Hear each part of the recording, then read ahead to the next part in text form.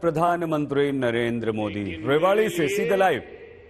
उसके साथ साथ जनता जनार्दन का आशीर्वाद ये मेरे लिए बहुत बड़ी पूंजी है।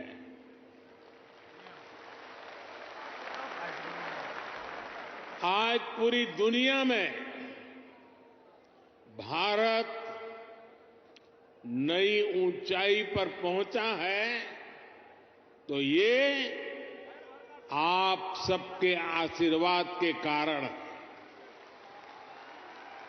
ये आपके आशीर्वाद का कमाल है।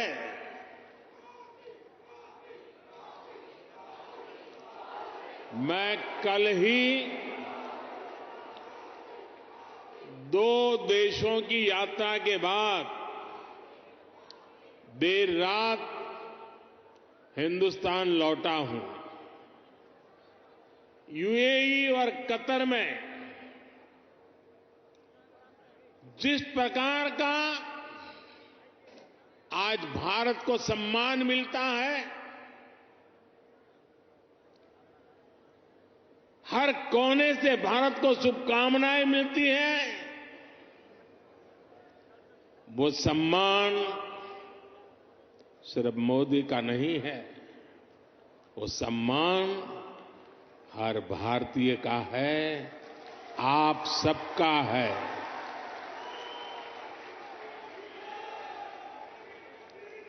भारत ने G20 का सफल सम्मेलन किया तो ये आपके आशीर्वाद से हुआ। भारत का तिरंगा चंद्रमा पर वहां पहुंचा जहां कोई नहीं पहुंच सका, तो ये आपके आशीर्वाद से हुआ।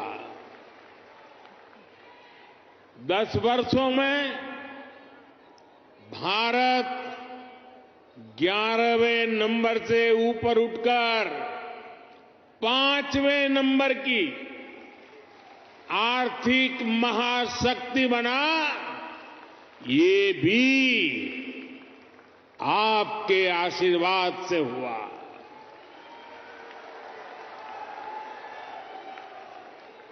और अब मुझे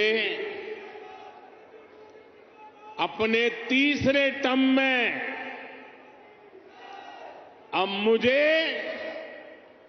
आने वाले सालों में भारत को दुनिया की तीसरी सबसे बड़ी आर्थिक ताकत बनाने के लिए आपके आशीर्वाद चाहिए।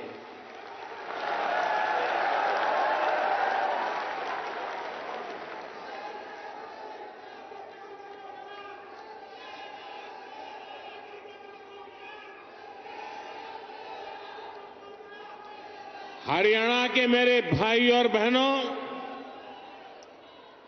विकसित भारत बनाने के लिए हरियाणा का विकसित होना भी बहुत जरूरी है। और हरियाणा तभी विकसित होगा जब यहां आधुनिक सड़कें बनेगी। हरियाणा तभी विकसित होगा जब यहां रेलवे का आधुनिक नेटवर्क होगा। हरियाणा तभी विकसित होगा जब यहां बड़े और अच्छे अस्पताल होंगे। थोड़ी देर पहले ही मुझे ऐसे अनेक कामों से जुड़ी लगभग 10,000 करोड़ रुपए की परियोजनाएं हरियाणा को सौंपने का अवसर मिला है। इसमें रेवाड़ी एम्स है, गुरुग्राम मेट्रो है, कई रेल लाइन है, नई ट्रेन है, इनमें ज्योति सरमय कृष्ण सर्किट योजना से बना एक आधुनिक और भव्य म्यूजियम भी है।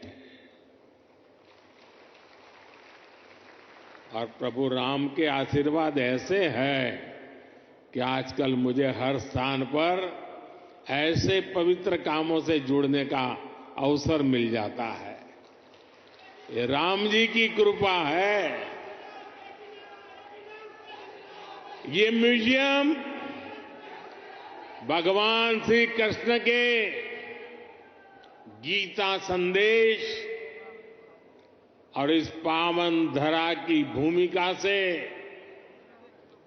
दुनिया को परिचित कराएगा। मैं रेवाड़ी सहित पूरे हरियाणा के लोगों को इन सुविधाओं के लिए बहुत बहुत बधाई देता हूं। भाई और बहनों, आजकल देश और दुनिया में मोदी की गारंटी की बहुत चर्चा है।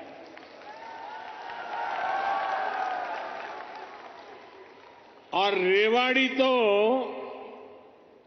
मोदी की गारंटी का सबसे पहला गवाह है।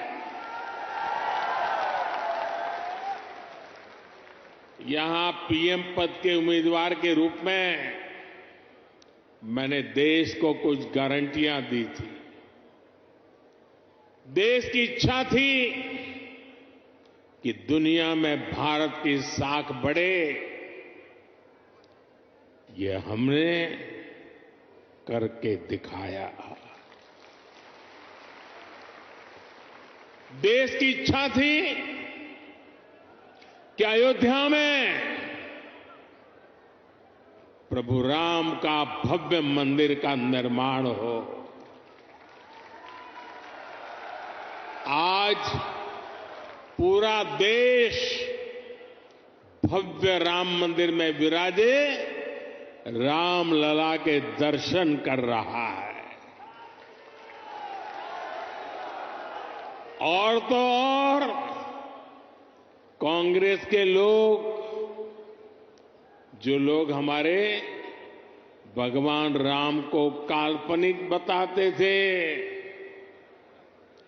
जो कभी नहीं चाहते थे कि अयोध्या में प्रभु राम का मंदिर बने, वो भी अब जय सिया राम बोलने लगे हैं। साथियों, कांग्रेस ने दशकों तक जम्मू कश्मीर से आर्टिकल 370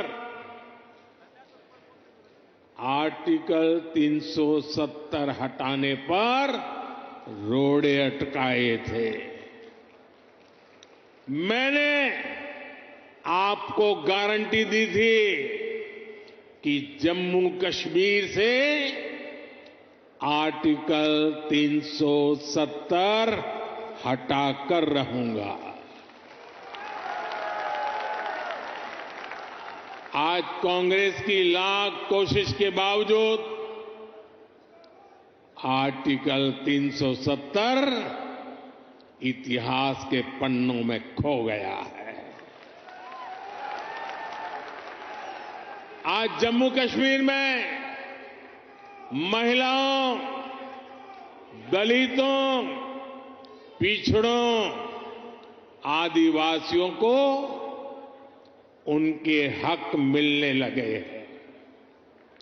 इसलिए ही तो लोगों ने एक और संकल्प लिया है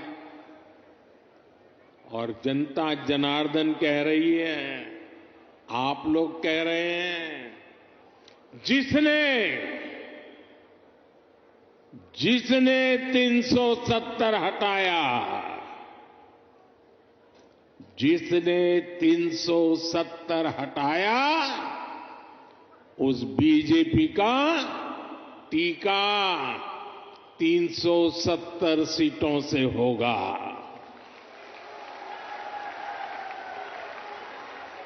बीजेपी के 370 ही पहुंचाएंगे, एनडीए को 400 पार। साथियों, यहीं रेवाड़ी में मैंने पूर्व सैनिकों को वन रैंक वन पेंशन लागू करने की गारंटी दी थी। कांग्रेस वाले सिर्फ 500 करोड़ रुपए दिखाकर वन रैंक वन पेंशन लागू करने का झूठ बोलते थे। रेवाड़ी की वीर धरा से लिया गया वो संकल्प मैंने आपके आशीर्वाद से पूरा किया। अभी तक ओआरओपी के तहत, वन रैंक वन पेंशन के तहत पूर्व सैनिकों को करीब करीब 1 लाख करोड़ रुपए मिल चुके हैं और इसके बड़े लाभार्थी हरियाणा के भी पूर्व सैनिक रहे हैं। सिर्फ रेवाड़ी के ही सैनिक परिवारों की बात करूं तो उन्हें ओआरओपी से 600 करोड़ रुपए से ज्यादा मिले हैं। आप मुझे बताइए, जितना पैसा रेवाड़ी के सैनिक परिवारों को मिल रहा है, उससे भी कम कांग्रेस ने पूरे देश के पूर्व सैनिकों के लिए बजट में रखा था, सिर्फ 500 करोड़। ऐसे झूठ और धोखेबाजी के कारण ही कांग्रेस को देश ने नकार दिया है। साथियों, मैंने रेवाड़ी वासियों को, हरियाणा के परिजनों को यहां एम्स बनाने की भी गारंटी दी थी। आज यहां एम्स के निर्माण की प्रक्रिया शुरू हो गई है और हमारे राव इंद्रजीत तो इस काम के लिए लगातार, वो बोलते कम है लेकिन जो तय करे उसके पीछे लगे रहते हैं। आज एम्स का शिलान्यास हुआ है तो मेरी गारंटी की, और मैं आपको कहूंगा कि आज उसका शिलान्यास किया है और लोकार्पण भी हम ही करेंगे।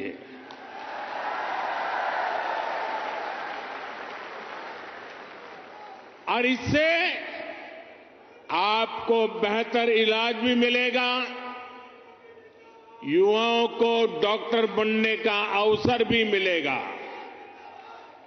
और रोजगार, स्वरोजगार के भी अनेक अवसर बनेंगे। रेवाड़ी में देश का 22वां एम्स बन रहा है। पिछले 10 वर्षों में 15 नए एम्स स्वीकृत किए जा चुके हैं। आजादी के बाद से लेकर 2014 तक देश में करीब 380 मेडिकल कॉलेज बने थे। बीते 10 वर्षों में 300 से अधिक नए मेडिकल कॉलेज बने हैं। हरियाणा में भी हर जिले में कम से कम एक मेडिकल कॉलेज बनाने का काम तेजी से चल रहा है। साथियों, मैं ऐसी अनेक गारंटियां गिना सकता हूं जो देशवासियों के आशीर्वाद से पूरी हो चुकी है। लेकिन कांग्रेस का ट्रैक रिकॉर्ड क्या है? कांग्रेस का ट्रैक रिकॉर्ड देश की आधे से अधिक आबादी को दशकों तक छोटी छोटी जरूरतों से दूर रखना का है, तरसाने का है। कांग्रेस का ट्रैक रिकॉर्ड सिर्फ एक परिवार के हित को देश और देशवासियों के हित से ऊपर रखने का है। कांग्रेस का ट्रैक रिकॉर्ड इतिहास के सबसे बड़े घोटालों का है। कांग्रेस का ट्रैक रिकॉर्ड आतंकवाद और अलगाववाद को बढ़ावा देने का है। कांग्रेस का ट्रैक रिकॉर्ड सेना और सैनिक दोनों को कमजोर करने का है।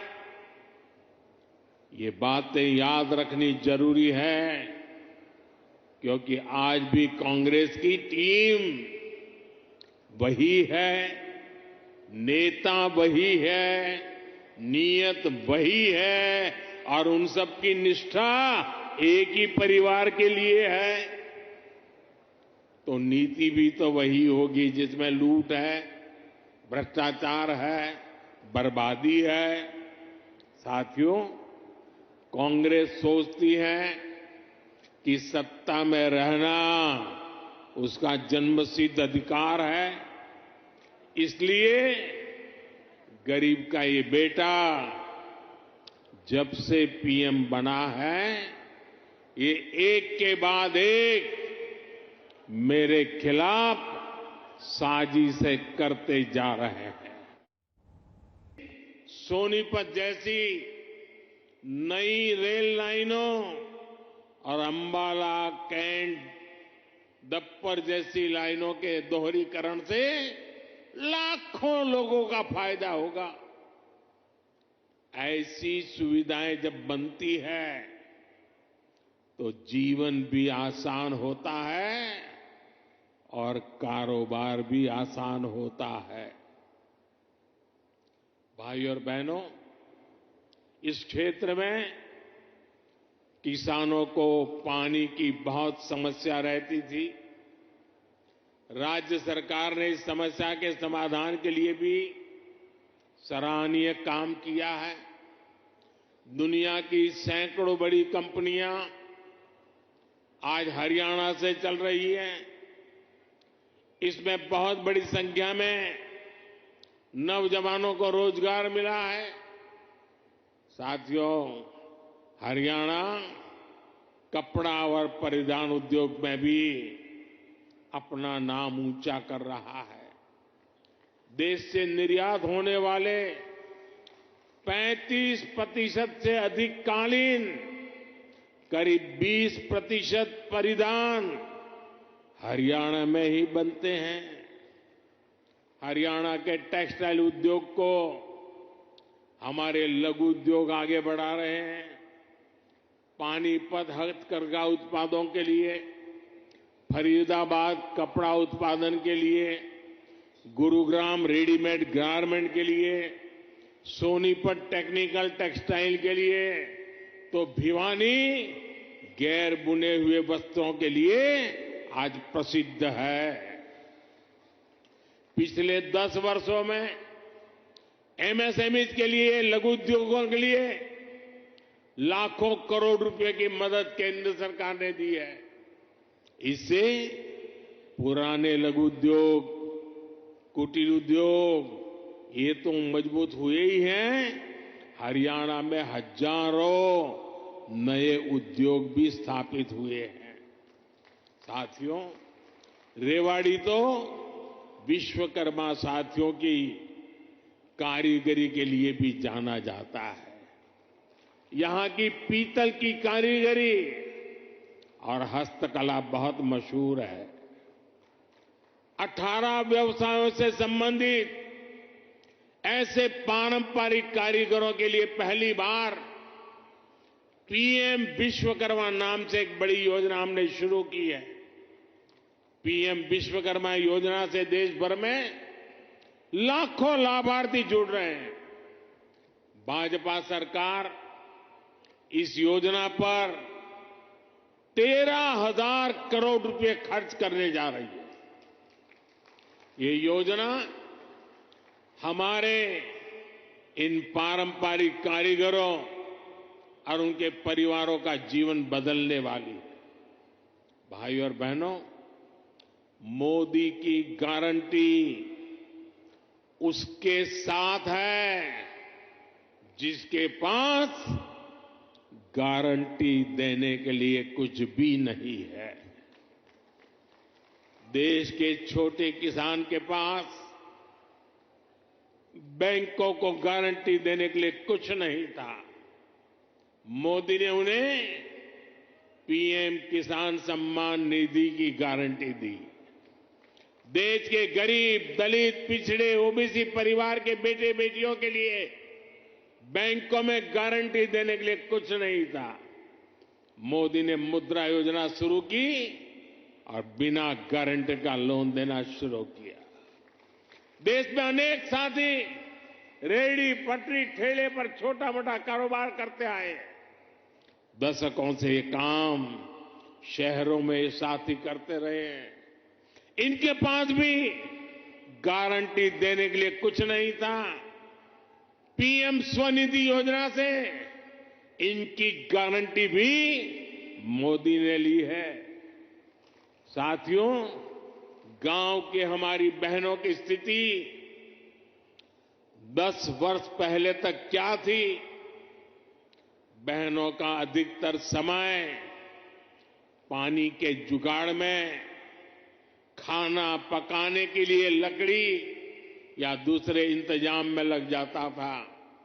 मोदी मुफ्त गैस कनेक्शन लेकर आया, घर तक पानी का नल लेकर के आया। आज हरियाणा के गांवों की मेरी बहनों को सुविधा हो रही है, समय बच रहा है। यही नहीं, इस समय का उपयोग बहनें अपनी कमाई बढ़ाने के लिए कर पाए, इसका भी इंतजाम किया गया है। पिछले 10 वर्षों में देश भर में 10 करोड़ बहनों को हमने स्वयं सहायता समूहों से जोड़ा है। इसमें हरियाणा की भी लाखों बहनें हैं। बहनों के इन समूहों को लाखों करोड़ रुपए की मदद दी गई है। मेरी कोशिश यही है कि ज्यादा से ज्यादा बहनों को लखपति दीदी बना सकूं। अभी तक 1 करोड़ बहनें लखपति दीदी बन चुकी है। कुछ दिन पहले जो बजट हम लेकर आए हैं, उसमें 3 करोड़ बहनों को लखपति दीदी बनाने का लक्ष्य रखा गया है। हमने नमो ड्रोन दीदी योजना भी शुरू की है। इसके तहत बहनों के समूहों को ड्रोन चलाने की ट्रेनिंग दी जाएगी और ड्रोन दिए जाएंगे। ये ड्रोन खेती के काम में आएंगे और इससे बहनों को अतिरिक्त कमाई होगी।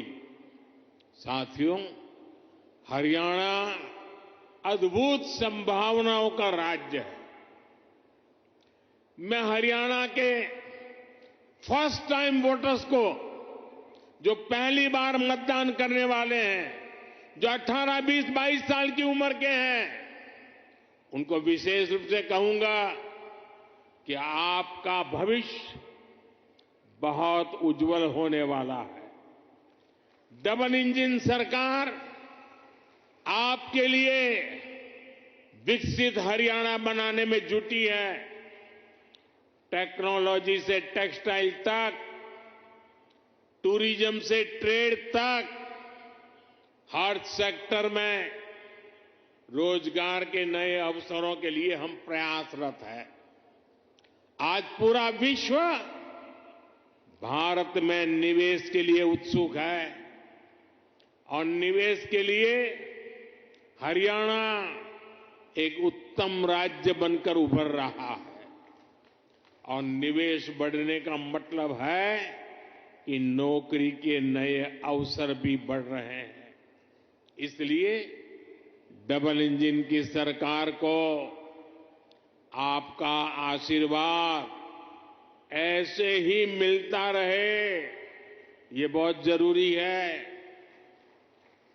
एक बार फिर आपको एम्स के लिए हजारों करोड़ रुपए की परियोजनाओं के लिए मेरी तरफ से बहुत बहुत बधाई। मेरे साथ बोलिए, भारत माता की, भारत माता की, भारत माता की। बहुत बहुत धन्यवाद।